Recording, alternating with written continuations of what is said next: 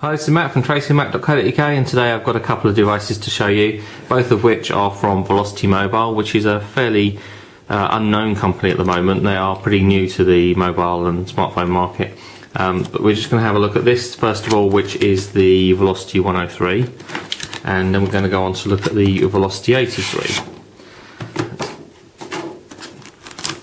The device sitting right on top, which we'll look at in a second. Just want to look at the rest of the accessories that come with it.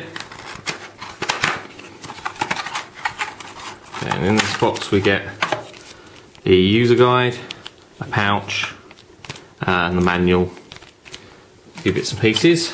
That's pretty much it for that box. And in the inner box, oops, there we go.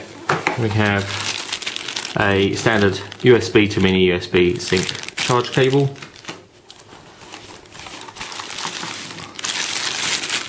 We have a mains charger, which again is a mini USB one. Adapter for European. Set of headphones, or I should say a wired headset, which is a 2.5mm jack, 4-pole, with, let's take it out of the bag, see it properly, with an inline microphone, with a push button, no volume control, and then pretty average looking headphones on the other end.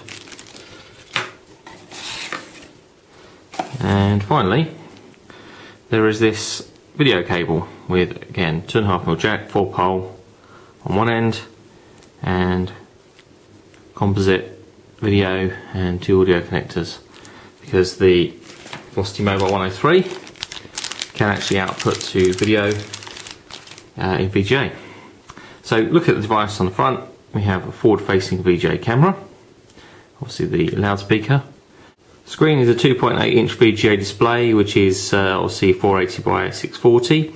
No soft keys underneath. In fact, the front is actually quite sparse in terms of controls. We just have the red and green phone keys for send and end, and then a little roller ball there, which obviously scrolls through the menus, and the push button in the centre actually is like a action. Down the left hand side, dedicated camera button. There's an up down rocker there for the volume control. There's another soft key just underneath. Pretty anonymous looking keys actually, as it happens. There's nothing really sort of printed on them apart from the camera button itself. Would be easy to get those muddled up, I guess, and I assume that soft key there is going to be mappable. On the bottom we have the USB connector, and then a switch which I assume will open the back cover in just a moment. We'll check that out in a second. There is the connector there that works for the headphones and also for the video out.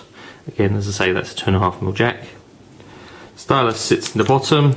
It isn't telescopic, but it is tiny. It's probably one of the smallest in terms of length that I've ever seen. Considering the size of the device, you probably get a bit of bigger stylus in there. So, you know, in my hands on this touch screen, stylus is, well, as I say, pretty small. And down the other side we have what looks like a cover. Yep, in actual fact is a cover over, can't open, cover over the micro SD card slot just under there, which say is refusing to open at the moment. But there is your micro SD card slot just there. Above that looks like a button, but actually in actual fact it isn't. On the top have power button, or switch in actual fact. It's a spring-loaded switch, so you hold it into the on position, turn it on, and there's also a lock position on the other side. I've not seen that on a mobile device before. I've normally seen that sort of thing like on a laptop. Probably quite a nice idea. On the back we have a 2-megapixel camera, grill over the loudspeaker, and then there is a mirror for taking self-portraits if you want to do that. So let's have a look at removing the back cover. Okay, and the switch on the bottom allows for the back cover to be removed like so. And as you can see, the reason I was struggling with the micro SD card socket slot there is because in actual fact you do need to have the back cover off in order to open the cover there. So That's why I was struggling with that. Battery's obviously already in place here. The SIM card goes just underneath that, in that position there, needing the battery to be removed before you can actually insert the SIM card though. Back cover pops back on,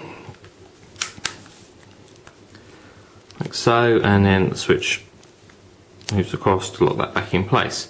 So that's the Velocity 103, and if we just move all those bits and pieces out of the way, I'll bring over the Velocity 83. As you can see, very similar sort of box design, in fact, well, identical box design.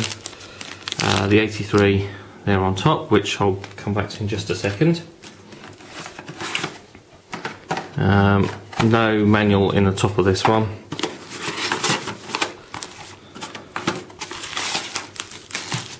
Battery is in this little white box.